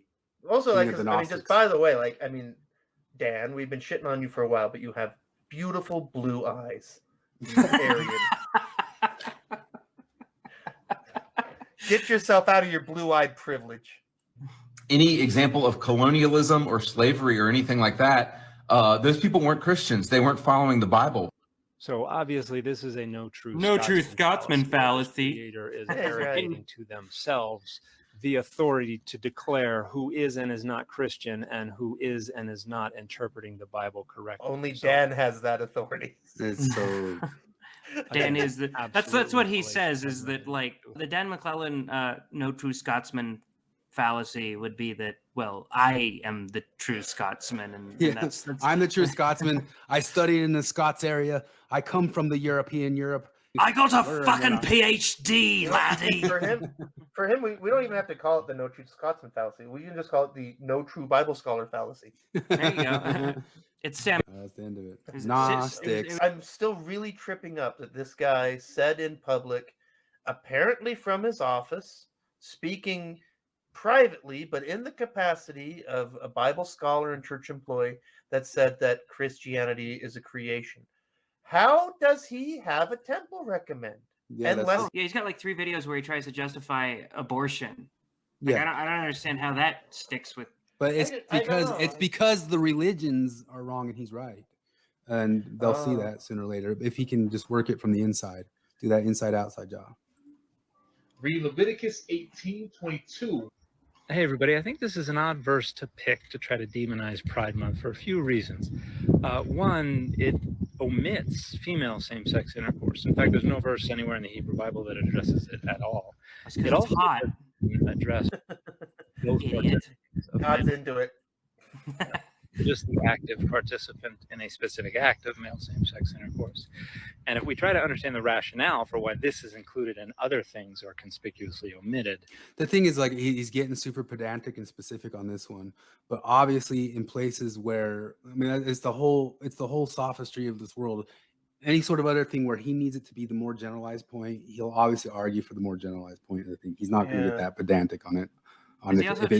Is he also appealing to authority over a marginalized person right now? Mm. Because that person He did that to us, but we've already like pointed out that people coming from these universities from European college are pushing their credentialized colonialism on these people. No, he's Lebensborn. He's got the blue eyes. I mean, he's not blonde, but he's a good noble Northern European, right? BCE. So yeah, so when it's convenient to get super pedantic about Southwest Asia, it was considered victimization of a man to put him in what was considered a feminizing role. In fact, it was also considered wrong to have a woman be on top and a man on bottom during sex, because that was the same. It was considered. Sure that everybody in 1st century BC followed that rule because that was normal. So there was no doggy style until 1984. There's actually several indigenous marginalized communities that engaged in fisting and pegging, and it was celebrated. So that's the Foucauldian stuff I was telling you about, where they kind of just start talking about all the history is like this. So who's to say what's to say? Who's to say what's to say? Because all the history No, is like, again, because that's the thing. It's like, like in 10,000 years, somebody could look through the archaeology remains of our civilization and be like, these people were opposed to littering. There were $1,000 fines for littering. They put signs on the highway that said, if you litter, you will get $1,000 fine. So nobody littered. That's exactly how retarded this stupid son of a bitch is being right now. Yeah, I thought I would do a brief series on the concept of religion and how it developed. And I want to start in this video in the Roman period with the Latin word religio. Its etymology is unknown and really irrelevant because it is its usage that tells us what it meant. The linguist told us that the etymology is irrelevant. Thank you. Yeah, I used the word etymology earlier for that. I guess I was wrong. It's its usage that tells us what it meant. T.E., a playwright named Plautus, talked about a character who said he was invited to dinner and he couldn't turn it down because he had religio. And a Loeb Classical Library volume translates that as scruples. We have Cicero, who said it is a virtue that is to be contrasted with superstition, while Lucretius said that it was a synonym. Julius Caesar used it to refer to the obligation. Is that how you pronounce Cicero? I mean, I guess I got to defer to the guy with the squares behind him, but I always thought it was Cicero. Yeah, across all this usage, it seems to be a broad and somewhat generic reference to the duties and obligations that were imposed on individuals with regard to their relationships to gods and also to other people by society.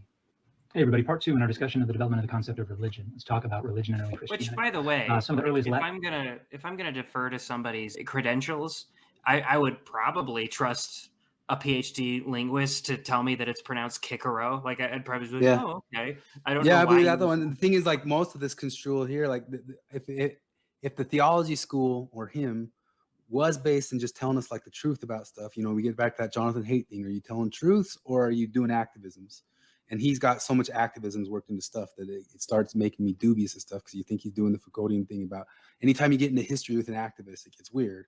You'd have to double check all the stuff that they say, but he could be telling the truth. But especially for me, people might know that I like to look at these types of ways of religion and how it formed and how it helps gel in society and all that stuff. But I am outside of the Mormon Church. I believe it formed evolutionarily, as do you, Dan McClellan, obviously through this, and I think he just kind of spells it out kind of directly. But Latin translations of the Bible use religio to render the Greek threskia, but that wasn't popular with everybody. Now, the Reformation gave Enlightenment thinkers a concept of religion as primarily about beliefs and not about behaviors, and they like this quite a bit. They got rid of the revealed religion part, replaced it with rationalism. Now, this helped Enlightenment thinkers at the time as the natural sciences were growing, as they were becoming aware of more societies in the Pacific, in Asia, in the Americas, and it helped them subsume all the traditions they were finding within this one framework of religion, which they reduced to a series of propositions. Lord Edward Herbert of Cherbury's 5 Undeniable Propositions is probably the first definition of religion out there. However, it still has a distinctly Protestant flavor. But in doing this, it allowed them to accommodate all these traditions, but also find themselves at the top of that hierarchy and everybody else down below, which facilitated European imperialism. that's the first time there's something put into it that's Christ got like almighty. a judgment. In my series on the development of the concept of religion, let's talk about American imperialism in the 19th and 20th century. As America started trying to develop diplomatic ties with other nations around the world, one thing that was very important to it was the freedom of religion. However, a nation had to have a concept of religion, and many did not. But that was okay, because America was willing to provide their own, and that's precisely what we did. We took that lens we took from Enlightenment thinking about religion as a set of propositions, and we overlaid it on the traditions of a bunch of other nations. And because those relationships were also very important to those nations, we began to think and to talk about those traditions in terms of that framework that we overlaid. A good example is Japan. We went in 1853. We said, what's your concept of religion? They said, we don't know what that is. And we said, here's your concept of religion. And Shinto became a religion. So did Buddhism. And so from then on, Japanese folks started talking and we created what? Wait, Shintoism and Buddhism are now. But this is what I'm saying. This guy thinks that Japanese people didn't have a concept of religion until the Europeans got there. He's a white supremacist. Oh That's my what God! I'm saying. Is like they are the ones saying that the imperialists. They're the ones saying that the imperialists are the ones who really made that framework. You know? Have you ever heard of the Karishitans? They didn't have religion until the white man granted it to them. Look up the Karishitans. But this is going to be one of those Foucauldian things, because he's going to. It's like Foucault had all this stuff that, like, he says, nobody before some certain time had a real concept of what the difference between a man and a woman is until it was said at this time frame in 1776. And that's again like the thing that Flip said before is like, no, they didn't. Just because that's the first time you see it in text doesn't mean that they didn't think that before. They're like, what are you talking about? Because one of the things I learned just on my adventures of learning that I thought, oh my God, and this runs completely against the whole narrative, but the city of Nagasaki, for the first 8 years of its existence, was part of the Portuguese Empire. It was a little fishing stop in a harbor that didn't have a city, that the local shogun gave to Portuguese to set up a port so that they could import particularly firearms from Europe, and then they traded silks and God knows what else back to Europe, free trade. So obviously the Portuguese were there. They were extremely Catholic. Some of the local population converted to Catholicism. After a few years, a new shogun came in power. He threw the Portuguese out. But all of those Japanese Catholics went underground. And if you look up the Karishitans, there's a fascinating, cryptic Catholic syncretic Japanese religion that existed for hundreds of years until the Portuguese came back. And there's this funny thing because the Catholics, once the Portuguese were allowed back, and the Catholics said, okay, guys, it's okay to come back into the fold. Some of the Karishitans did, but some of them said, no, we don't recognize your religion. We're going to keep doing what we were doing. So and they have these you can stop and say here, if we're going to be proper postmodernists and say that like everything has its framing, he's giving us a post-colonial framing of the history of religion. It comes from somebody who's been through post-colonial school.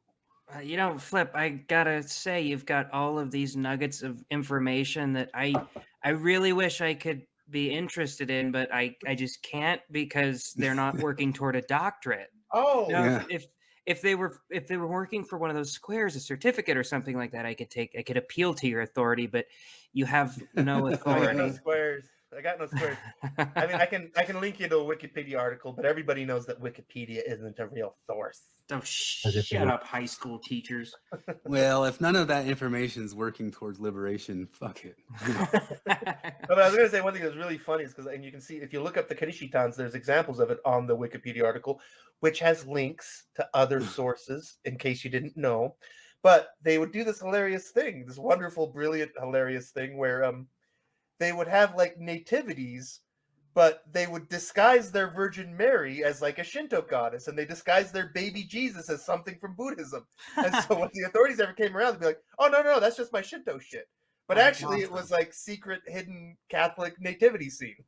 You know, as an aside, the whole Wikipedia thing, I remember in high school you were told not to use Wikipedia as a source because it doesn't count as a source because anybody can edit it or whatever. But like all of us learned very quickly that Wikipedia has its own sources. So I would get everything I needed for a research paper off of a Wikipedia page, and I would just like copy and paste the sources that they use without even looking at them because my teacher's not going to like manually type in the link that I put in. That argument, like, it's such a stupid, sophistic argument because, like, well, anybody can edit Wikipedia. Like, so libraries are better?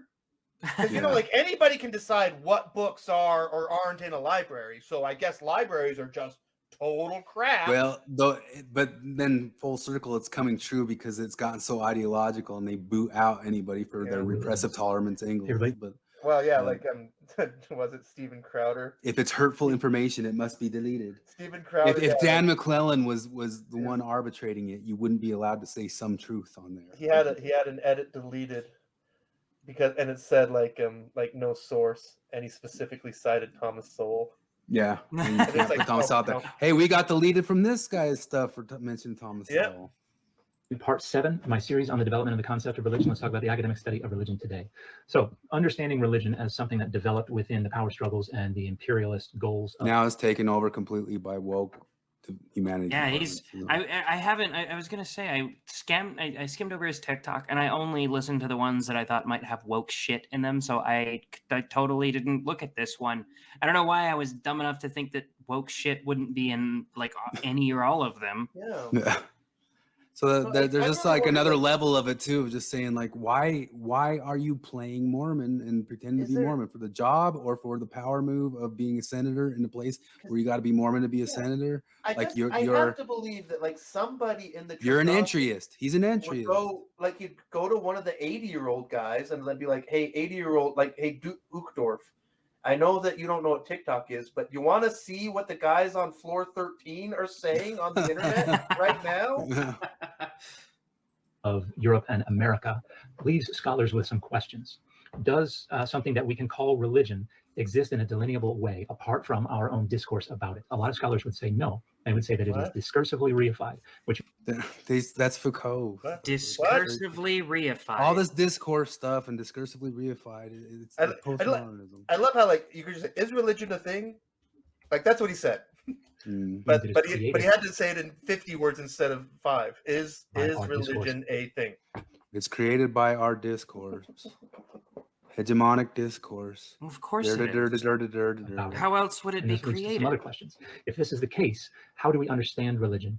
How do we define it? Can we define it? How do we teach it moving forward in a way that disrupts and deconstructs the imperialism that seems to be inherent in the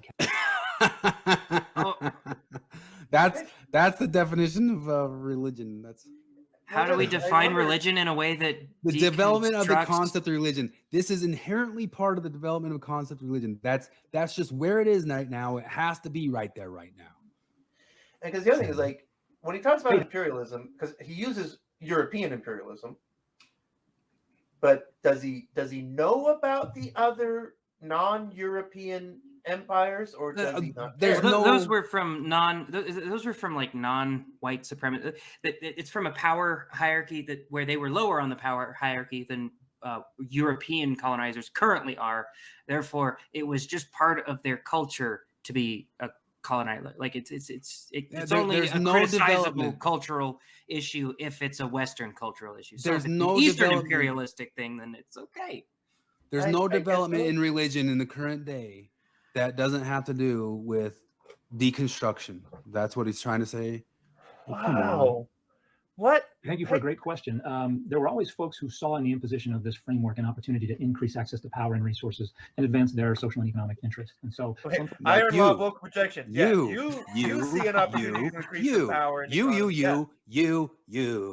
which adapted it eagerly and promoted this view of whatever traditions they had that better fit the mold of the Western notion of religion. And often this also had government support. So sometimes they became more salient than the older, more traditional views. However, there were always people who were pushing back and trying to maintain those older views. And recently, we've seen a lot of societies try to push for a return to the older traditions. 3 good books on this: James Cox, The Invention of God in Indigenous Societies; Tomoko Masuzawa, The Invention of World Religions; and Daniel Dubuisson, The Invention of Religions. Very, very, very. You know what is another good book on the invention of religion? It's called The Bible. Do you know that he's read the Bible so much they gave him 4 degrees about it?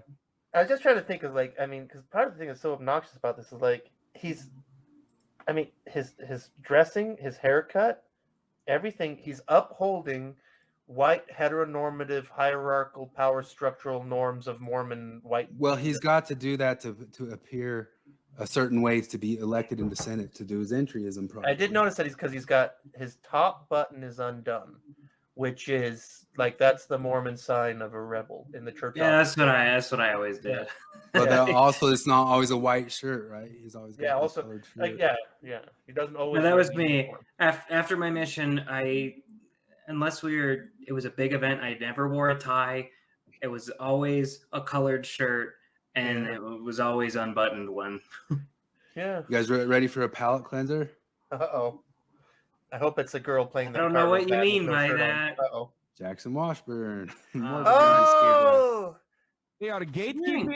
They are slay queening. They are doing this in the name of Allah, of course. But that's Hassan Piker's voice behind that. He's doing the TikTok voice. That's got to be some kind of blackface, right? He's wearing eyeliner. He's doing that. He puts on the eyeliner and stuff. There was a TikTok video of him checking out all the different Joseph Smiths that he found attractive. And yeah, he kept talking about how Joseph Smith was hot, and he always does that thing where he puts his hand up there and goes like that, so you can see. Because he wants to. You need to be able to see his painted nails. Yeah, he's making sure. Look how weird I am. I'm different. I'm fucking gender norms. But then he'll also give you super pious. But here he is doing the maybe the Foucauldian thing of saying, hey, these were radical feminists back in the 1800s or whatever. What are you reframing everything? Me explaining how 19th century Mormon polygamous women were radical feminists who advanced the cause of women's suffrage. That's divinity school stuff, man. But they are doing girl boss shit. These are girl bosses. Dropping. They are gatekeeping. They are slay queening. They are doing this in the name of Allah, of course. But they are doing girl boss shit. So that's Hassan Piker? Because Hassan Piker was raised in New Jersey, right? So he's doing a joke. He's doing an accent. Yeah. But is that okay? Yeah, that's for sure. That's for sure his voice back there. Is the left allowed to do accents? I thought Hassan's allowed to do just about anything he wants. He's he can have a $4 million house, and he's legitimately stupid. I he's that, not smart. He's not a question. Yeah. And where'd the name Piker come from? Because that doesn't sound Turkish. Because they're Turks, right? I think he is Turk. I mean, he's they speak it. It's his first language. He'll frequently appeal to saying I didn't understand that or I couldn't do that because this isn't my first language. I thought Hassan. Oh wait, I thought it was. I thought Hassan was raised in America. I mean, I think he was, but he speaks. I'm sure he is. He says his first languages. Yeah. But that's like you saying that English isn't your first language. Uh-oh. I caused a ruckus on Facebook. Was it on an NPR article? Yeah, it sure was. So we talked about him earlier and the stuff that we got into with him with Jackson. But I think he's kind of doing the same stuff. I've said that. I pointed at him trying to change the church to having more kind of, Protestant version of grace and just really pushing on that. Part of the deal is why I pointed that Petrie guy from the beginning too, is that because they go to that divinity school, somehow they get some sort of in and actually have influence. They have influence on the inside. They do. This guy has some sort of direct line to Holland and is able to write back and forth to Holland. He says he works directly with Holland's son, and he was able to send some open letter to Holland, and Holland wrote back to him, and they were writing back and forth. And about the musket fire thing. Yeah, and I don't think Holland would answer us, but these guys, they have more influence than not only I ever will. They probably have more influence than the Midnight Mormons would on the actual church. They're on the inside, man. The call's coming from inside the house. There's been a lot of public commentary on the recent BYU address that Elder Holland gave. And I have been spending a lot of time reading and listening to a number of commentaries and critiques and laments and defenses for many across the Mormon spectrum. As I've done so, and as I've read and listened to the address myself, I've prayerfully considered what it is that I could do. Real quick, I was just thinking, like, first off, the music is the audio is mixed badly. Second, the music is awful. What is that? And then you scroll down and I saw, Coldplay. Oh, okay. And it's a TikTok thing. There's all these things on TikTok where they have like an option and they do these like weird green screen things. No, but like, I mean, this is pure shit talk. This is 100% shit talk. But it makes total sense that Jackson thinks Coldplay is a good band. It's just he's very pious though. Oh, Jesus Christ! Yeah. When we started talking with him, he immediately got as shit posty as we get. Oh yeah. We know y'all are as shit posty as we are. I'm sorry your dad died of cancer, Jackson. But it's okay for people to mention cancer, even if people die from it. You're as internet as we are. Maybe I could help. Eventually, I came to a place of peace and understanding on the issue, and I felt strongly impressed that I should write him a letter. And to my surprise, he responded to me this morning. Now, out of respect for him, I'm not going to share his reply, but I do have my letter that I sent to him posted on my blog, and I essentially came out to him as bisexual, so... Maybe he's into that. Maybe you got it. What would but like, why not share the letter? I mean, I guess like, you know, if Elder Holland says, "Oh, this is a private," well, because he's still playing the inside out game. Like he wants to be an insider. Yeah. He wants to be somebody who actually, after he gets that divinity school degree, be somebody who's let into BYU and. If it was somebody else, I wouldn't even think about it that hard because I'd be like, well, it's private correspondence. It's okay not to ask. People are allowed to have privacy. But because it's him, I suspect that it's because that whatever Holland said would run against the narrative.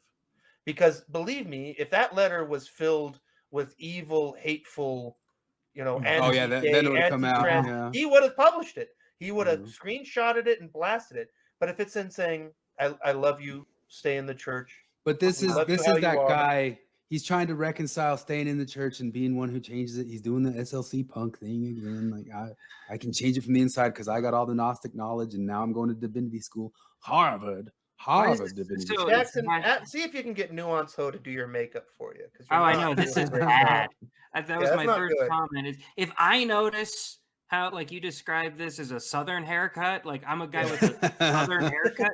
If I'm noticing how bad your makeup looks, it must be god awful.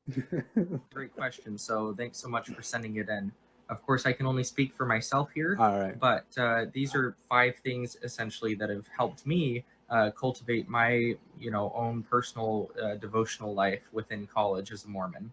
So number 1 is to do what brings you closer to God. Though we often present kind of simple formulaic models for cultivating our devotional life in the church, I don't think that one-size-fits-all approaches are necessarily beneficial. So it's important to be mindful to what speaks to you and to act accordingly with it. I don't know if you saw it. That was one of the signs and tokens, right? In the temple when they say, it's okay. Making sure you're on your fingers with the signs and temples. Yeah, make sure, like whatever he just said. Yeah, that was the message I got. This guy was a missionary, and he was pretty much like this before he left on his mission. And I just imagine, like, where did he go? I was like a rebel on my mission. I think it was like Eastern Europe. But this guy would have blown me out of the water. Like, I think if he had been my last companion, I would have stayed in the church for 10 more years out of spite. I know that we would have had like long conversations into the night where I would say things like, well, how come they told us not to question? Because I had those conversations with my companions and they'd panic and be like, oh, we need to not question because it's faithless or whatever. And then he'd be like, who are we to say that, like, if Elder Uchtdorf wanted to watch his wife be ran train on by, like, a bunch of linebackers, who are we to say that is a bad lifestyle? He's German. He's a German. He's into Scheiß support, and we know that. Hey, Elder Hannah, you want to have a faith crisis for Lent?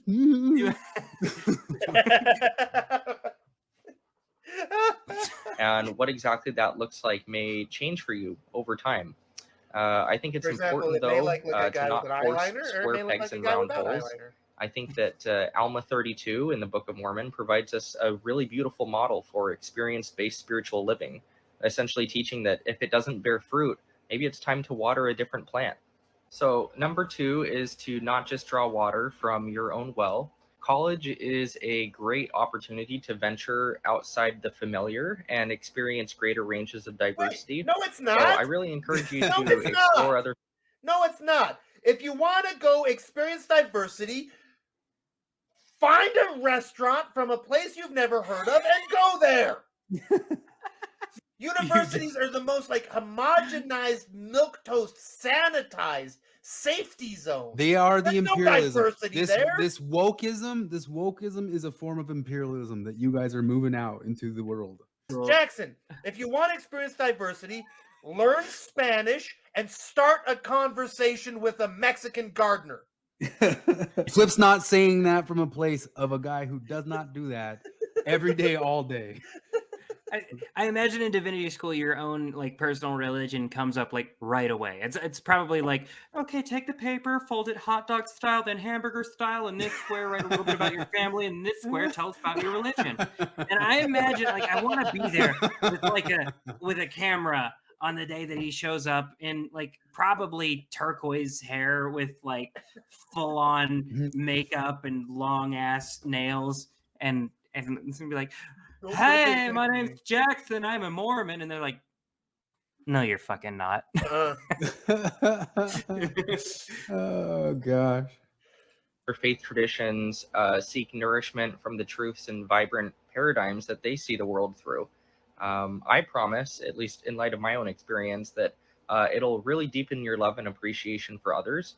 And I find this to be really consistent with the teaching of the prophet Joseph Smith, when he encouraged us. This is a great question. So Do any of you guys feel the deficiency in your love and appreciation of others? Do you feel like you need to work on loving and appreciating others? Because this is one of those things where like Nuance earlier today, where like and yeah, this thing she streamed earlier, where she inadvertently, obviously, but comped to what we always talk about, which is what you were as a Mormon is what you are as an ex-Mormon. And she says, like, when I was on my exit journey, when I was leaving the church, I didn't want to hear from anybody with blue hair or eyeliner or who was different from me, which is like, because like, and I know like she thinks that that's a standard Mormon experience where it's like, no, there's never been a time in my life where I did not seek out controversial opinions or think people that specifically disagreed with me as a Mormon and out of Mormonism.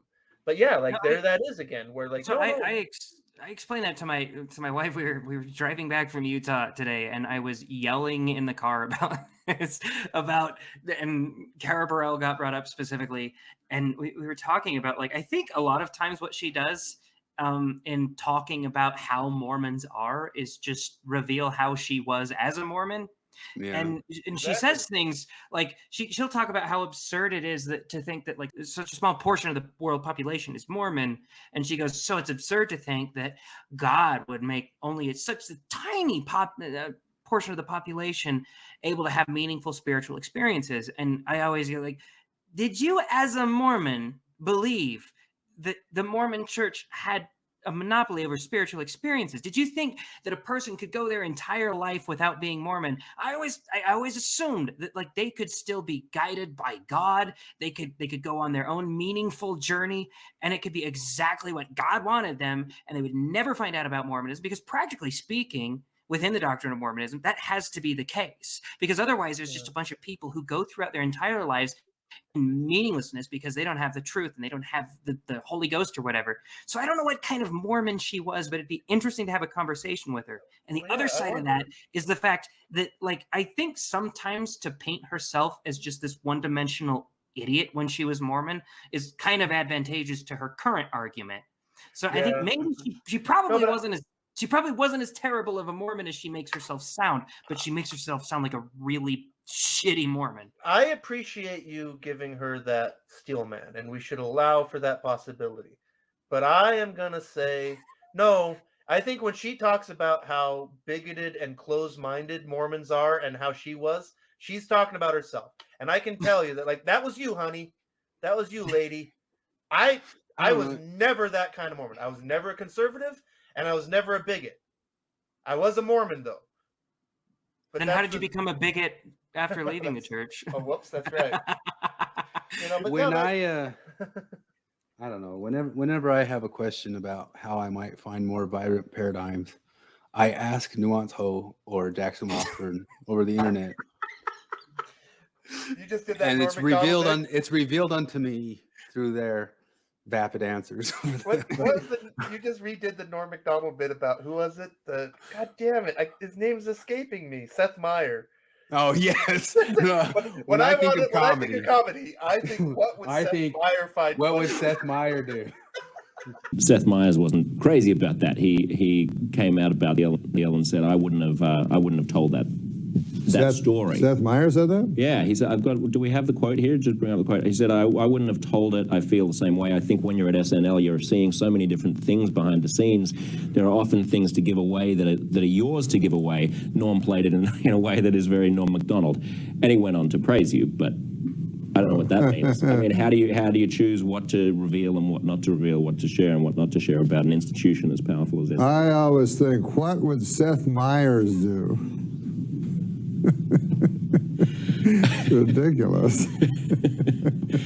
Do you have like a necklace or something with a WWSMD on it? Yeah. And whenever you're in a pickle, just hold that. And what would Seth do? Yeah, because, if you really want to be really funny, then that's what you want to do. You want to think, what would make Seth Meyers laugh? That's how I live my life. What do you think of his show? Of what show? When I'm looking for vibrant paradigms in expanding my thought, to use maybe a Foucauldian term, think of like an expansion of thought, other forms of meaning, how does it exactly explore the potentialities of meaning, open up a window in the prison walls of my religious experience. I ask, hey, Nuance Ho, how do I see beyond my little prison cell of a systemic system that I'm in? Help me, Nuance Ho. Do you have a life coach? Do you have a life coach you can give me? I got $25 in my pocket. Do you have a life coach I could ask? Or I don't know, maybe I need somebody who's got like an official divinity school. No life coach. There's I want you to make that monologue the introductory bumper. Help me, Nuance Ho. Help me. Help me, Nuance Ho. Is there a guy with a divinity school degree around? I need a doctor. The only problem is that there are exactly 0 life coaches in the world who will take you on for $25. Oh gosh, dang it. I'm your new cook, Mr. Derp. Mr. Derp? When I'm in the kitchen, you never know what nutty things are gonna happen. If you like Chef, you're gonna love Mr. Derp. Oh, Derp. Derp. Oh, wasn't that silly, kids? Aren't I a great character? My antics go right to the funny bone. Oh, I don't feel so good. Derp. No disassemble!